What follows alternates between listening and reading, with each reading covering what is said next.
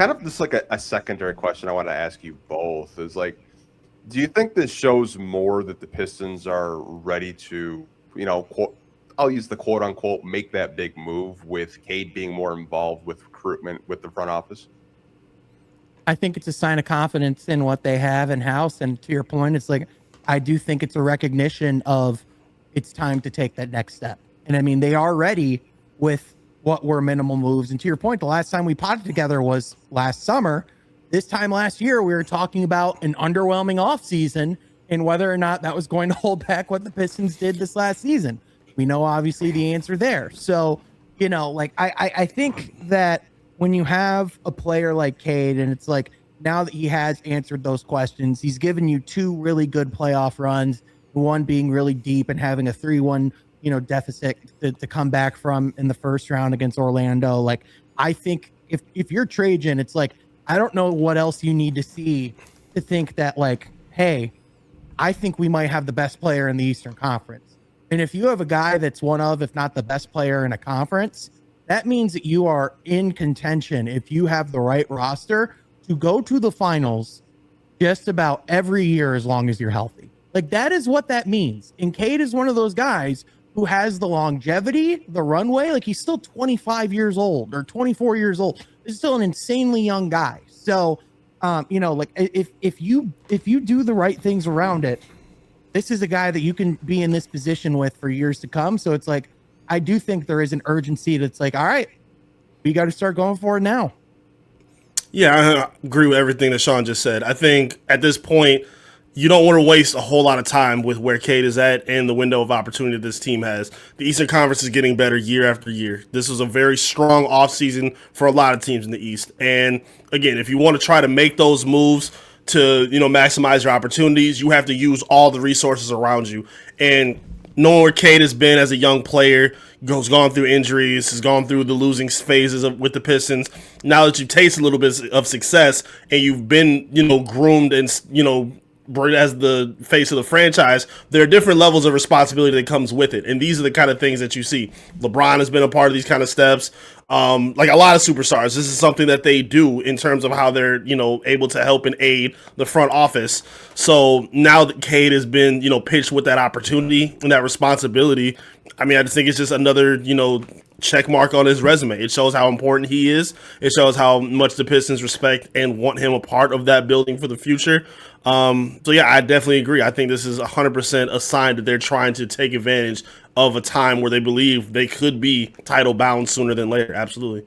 And to be frank, they owe it to JB Bickerstaff and his coaching staff as well. I mean, JB, He's been named the president of the Coaches Association. He's a part of the United States, basketball coaching staff, which is a sign that you are one of the best at what you do if you are a part of that coaching staff. It's also a pretty good indication of where Cade Cunningham is going to be in the summer of 2028. But on top of that, it's like you have, like, when you know that you have the player, and when you're pretty dang confident you've got the coach too, at what else do you need to go take that swing? Right.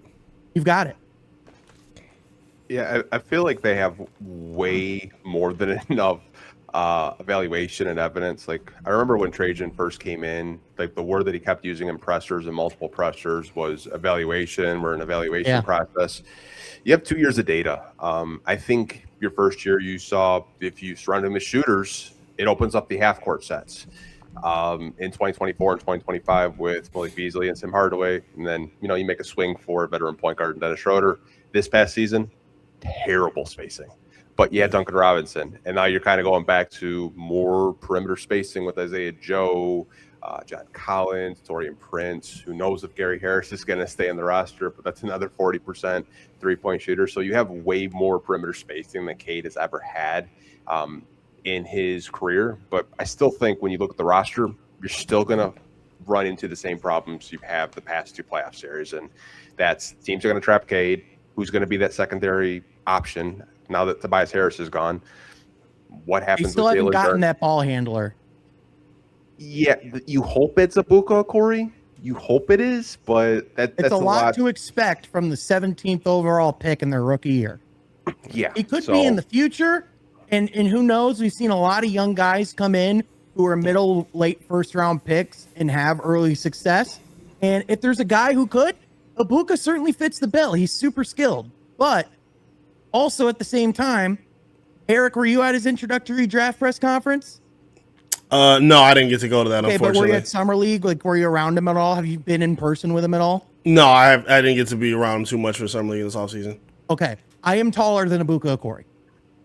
Oh, that's terrifying.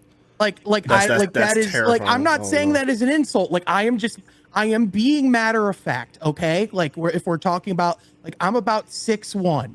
Mm-hmm. He's listed as 6'1". Yeah, players be lying, teams Right. be lying. Well, I mean, could be on the tippy toes, but it's like, Right. It's just to say, like, the size is a question. We've seen great players come through and overcome it, but again, it's just something to acknowledge. Mm-hmm. But I think Ibuka could definitely be a backup point guard this upcoming season. I think between him and Danis, it's probably going to be a camp battle that I'll be paying attention to. But again, it's like, I think if he did play with real NBA players, you would see the value. Like, just the prime position he was able to get in the summer league, like getting those paint touches, I think will be really huge. But again, like in the playoffs, when the game slows way down and you're looking for someone to step up, obviously that wasn't Jalen Turner in the playoffs. He was very overwhelmed by that. Tobias Harris stepped up and he was your second option. He's in San Antonio now. Like, who is going to become that second option in a playoff setting? I mean, are these players even on the roster? Because we have a trading deadline in February that's upcoming in 2027. Like, do they stack some contracts to get up to a $40 million contract? Like, there's a lot of question marks right now, but it's good to hear that Cade is more involved in the recruitment of trying to get a secondary star next to him, though. I also just know that I kind of just got retroactively insulted when Eric was like, "Oh, that's rough." When I was like, "I'm taller than a book," I was like, it took me a second to catch on. I was like, "Wait a minute, huh?" I saw most crap like, is he as tall as they say? I don't really know. So you answered a lot of questions I had. But your point is kind of, spot on with it, Anthony, because we kind of spoke about John Collins, off mic as well, because while they can be helpful, and I believe Ibuka could become that guy, how much responsibility you want to put on his plate this early is going to be the question mark. I think what they did was great. I like what they did this offseason. I think they did a good job of addressing some of those needs for Cade. Put shooters around him, space the floor as much as possible, and you'll see a rise in the production of Cade Cunningham. The fact that he was able to be top 2, top 3 in assists last season with the spacing that they had was unbelievable. And I think that helps a lot with what they did and who they were able to add, and keeping Duncan Robinson in the same time as well. But unfortunately, it does now raise a bit of that responsibility, because while shooting and adding that was a big need, there are still 2 big other needs that they have not been able to get, checked off thus far. Jalen Duren's extension, which we'll dive into in a little while, and then finding that secondary ball handler as well, which unfortunately has not come up to this point. So it kind of puts more responsibility on those players, like we just talked about. Even people call me a hater on as much as they do. I don't care. Like, even for a guy like Asar Thompson, like, people telling me all last season, if just the defense is enough, if all of you plays defense is enough. No, when you're lacking as much as you are on offense, everybody's got to kind of pull their weight. And these are the kind of moments and reasons why, when you haven't been able to add that number 2 or number 3 guy. Again, I like John Collins a lot, but he's arguably the 3rd most important player on the roster right now for this team, at least offensively for sure. So I don't know. It just puts a lot more on their plate, and it's hopefully they'll have a plan on how they can address that, because they're going to need to sooner than later to get where they want to be.